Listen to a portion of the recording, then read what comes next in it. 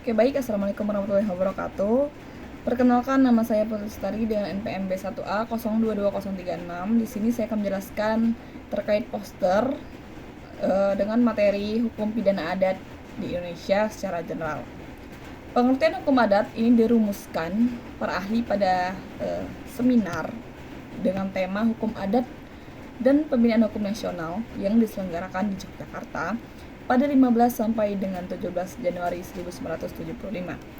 Nah, menurut Hardjono Topuro, hukum adat adalah hukum tak tertulis, hukum kebiasaan dengan ciri khas yang merupakan pedoman kehidupan rakyat dalam menyelenggarakan tata keadilan dan kesejahteraan masyarakat dan bersifat kekeluargaan. Nah, dari seminar ini dapat disimpulkan bahwa hukum adat dapat diartikan sebagai hukum Indonesia asli yang tidak tertulis baik itu dalam bentuk perundang-undangan Republik Indonesia maupun dalam perda, dan biasanya mengandung unsur agama. Wujud hukum adat itu yang pertama, hukum yang tidak tertulis dan merupakan bagian yang terbesar berlaku di lingkungan masyarakat adat.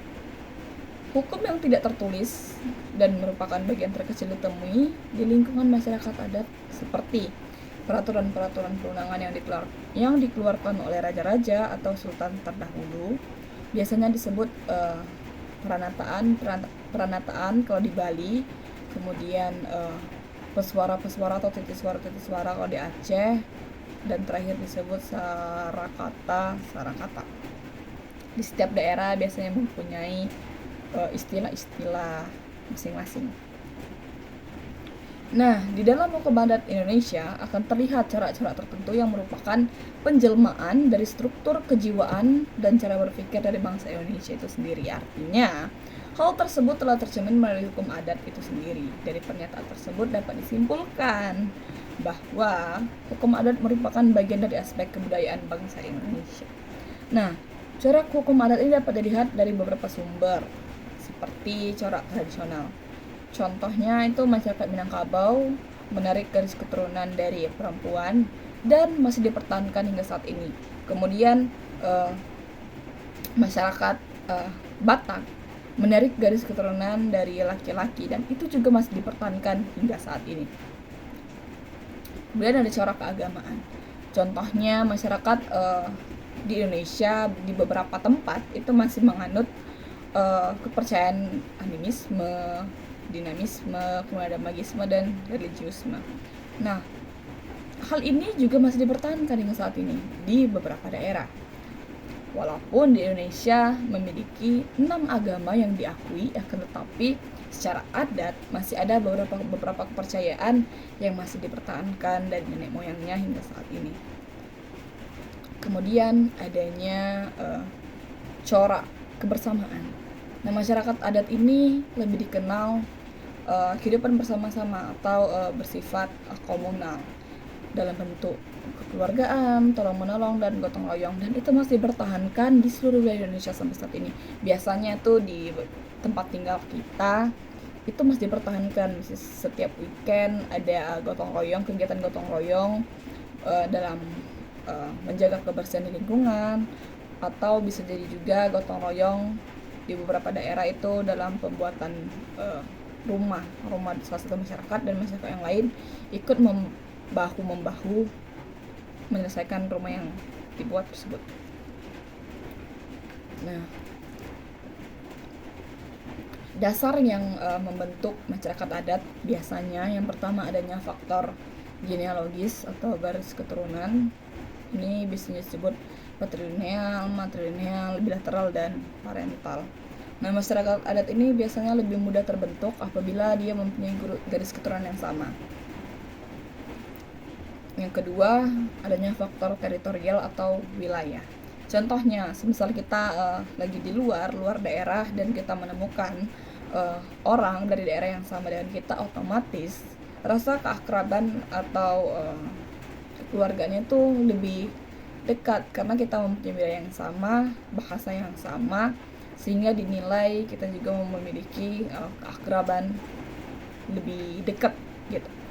Kemudian ada yang terakhir itu faktor gabungan.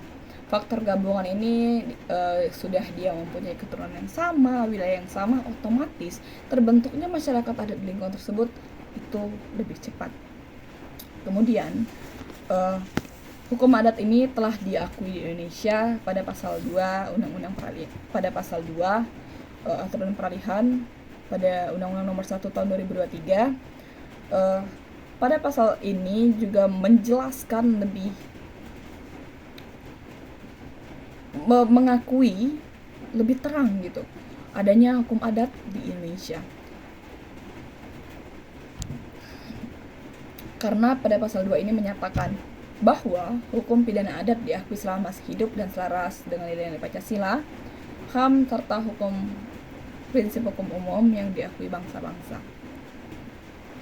Hal ini telah menunjukkan eksistensi hukum adat di Indonesia lebih tepatnya. Dalam penyelesaian konfliknya juga telah diakui dalam prosedur peraturan Mahkamah Agung atau Perma Nomor 1 Tahun 2016 mengenai prosedur mediasi